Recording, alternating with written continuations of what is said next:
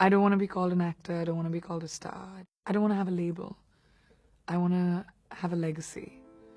I want to be known as someone who has goals and achieves them, and whatever they might be, wherever they might be. I want to be limitless. I want to break stereotypes. I want to go where no man or woman has gone before. And it might be a scary path, and it might be a path that no one's taken, but at least it'll be just mine. I had the worst self-esteem when I was a kid.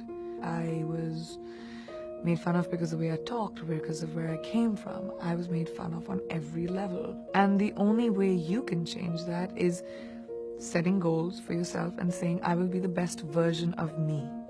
When I was 18 and I started doing movies, I gave myself a year and a half. And I said, if I sense that I'm not good at what I'm doing and I don't see something opening up for me, I'm going to go back to college. I always had a plan B. I still always have a plan B. And that's what I always tell young people, that, life doesn't end. It just keeps moving. You have to put your blinkers on and find what you do best and just keep moving. There was a film I did called Fashion very early in my career. That kind of changed me a little bit, that movie. It was at a time where female-led films weren't given as much importance as the boys' movies were, because boys' movies make more money.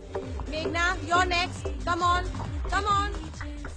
But that movie did really, really well. Everyone was like, whoa, a female-led movie did well, and it made a lot of money, and it changed me as an actor, because I was like, wait a minute, I can create people. I taught myself makeup, I taught myself clothes, I taught myself emotions, I taught myself to move people. That's a huge, huge power. My name is Alex Parrish. Protecting our country had always been my dream. Quantico was my first audition. I knew I had to go into this room and read these lines in front of all these people, but I was so nervous before I went in. So I went to the bathroom, I remember, before I went in, and I looked in the mirror, and it's so stupid and cliche. But I talked to myself and I said, what's wrong with you? You've played the most difficult characters in the most complicated movies. I tossed my hair a little bit, felt great, and walked out. Did my bit and got the job. The bomber knew exactly what they were doing from day one. Why do you say that? They framed the brown girl. In this country, I'm an easy person to blame.